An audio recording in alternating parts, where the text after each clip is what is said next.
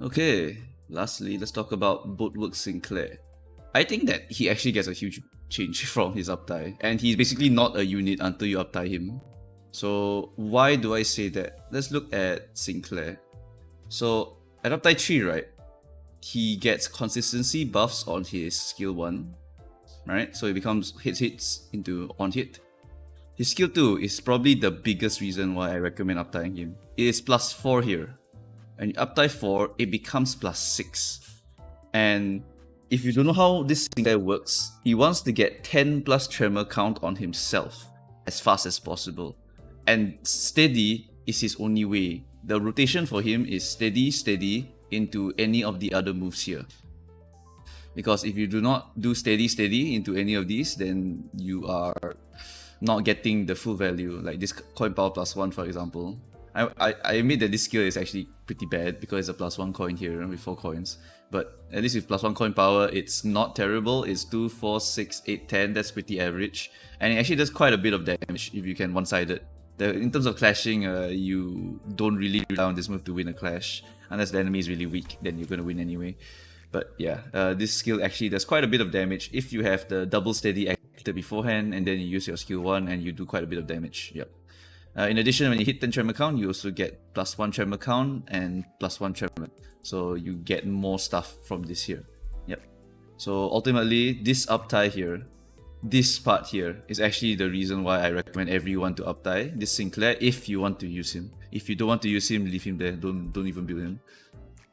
And then lastly, let's talk about Gamble. If you go to uptie 4, he gets coin power plus 1, stacking up the 2, which is quite nice. But it is also a 10 tremor count requirement, which is quite difficult to reach. You will need to steady. You need to steady 4 times if you want to hit this, or you can steady twice, get the bonus, and then you use this skill here, which gives you 6 tremor count each time you use it. So you can do steady, fierce assault, or you can do steady. Like, it's way too long to get the max value here, so you usually only get 1 coin power. That makes this move into a 7 plus 7, 14 plus 4, 18. That's actually not bad on a skill tree.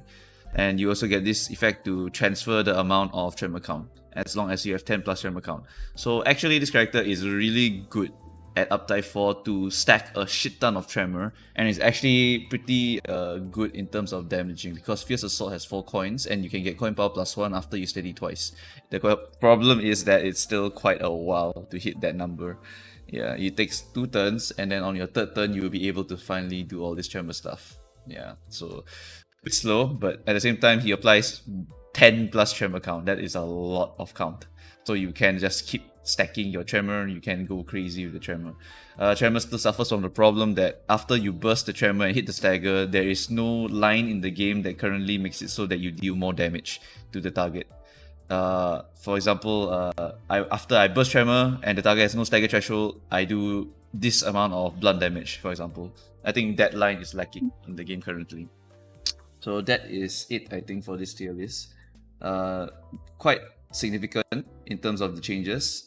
So those 2 patch notes got buffed all the way here, and these 2 characters actually require the upties in order to perform at their max capacity. But I think Ishmael Fixer doesn't really need to uptie at all, and she already performed what she is meant to do. And I think besides that, I kind of have no one else to up. Yeah, Rabbit actually goes down quite a bit now that I think about it, because Rabbit, I found out that it is only a plus 3 ammo at the start of the match. It is not plus 3 per round, so Rabbit does not go that high anymore. Let me just do a quick double check here. Anyone else that I need to lower?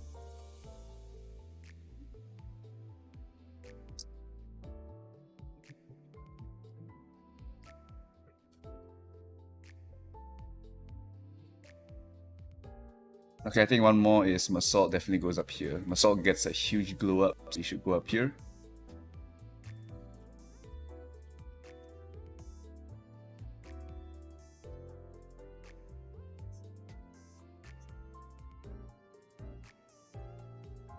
And besides Massault, I think that is actually it.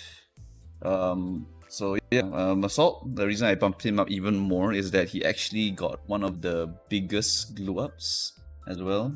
He actually became a unit. He has actually good damage now with all the coin power buffs on him, and I wouldn't mind ever using this character now. Like he's actually a good unit. Yeah, in terms of assaults, like all of the assaults are pretty high on my list already. It just depends on what content I need them for.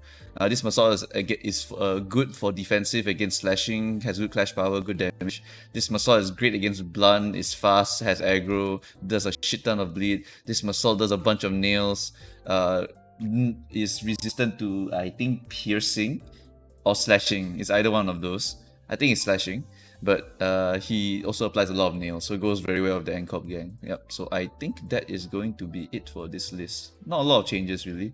In general, I think that this list will probably be the final one until Railway hits, and then we actually see which units we want to be uptying for the Railway for specific strats maybe. So tentatively, I'm thinking that we might see just a speedrun team where we just still go for all the fragility and then all of the burst damage immediately. So I imagine that is what's going to happen if you want to speedrun Railway again, because now we actually have a pretty reliable turn 3 fragility setup with Mola Boatworks. And then we just need to stall long enough for Rabbit to get quick suppression and his body stack. So we need to use body stack on turn 2 and then quick suppression on turn 4. Okay, on turn 3, Ishmael applies the fragility, which happens next turn, so on turn 4. So Rabbit needs to save body stack for turn 3, and then on turn 4, he needs to quick suppression. And that should apply enough fragility for you to burst down most of the bosses. I imagine we might fight a lot of the robots as well, so we will need some tremor count in order to hit the stagger threshold by that point. I'm thinking we will probably at least just bring Rodion, or maybe bring Ishmael plus Rodion to help hit the stagger threshold faster. Not sure yet about anything. In the end, it could be possible that we just do the typical double Heathcliff action with maybe whatever element that the enemy is weak to plus typings. I don't know. Like I think in one of our dungeons we had double Heathcliff into double Ryoshu, and then we prayed that we got quick suppression, and I can cook anything. Yeah. So I think that was actually one of the strats. So I think for each level it will still depend. But I'm thinking if you do not want to reroll super heavily for that kind of shenanigans, then you could go something like Rabbit and Boatworks, and you pretty much have a reliable turn 4 fragility setup. That is probably enough for most of the Refraction Railway.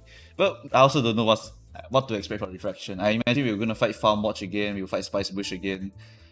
But I'm really not sure what else we will be fighting. Yeah, I think we will be getting 3 new enemies, right? That's usually what happens in Refraction Railway. Yeah, can't wait to see those. Alright, I think that's it for this video. Enough talk. I am done here. I'll be releasing the Ego one shortly after this one. Bye bye.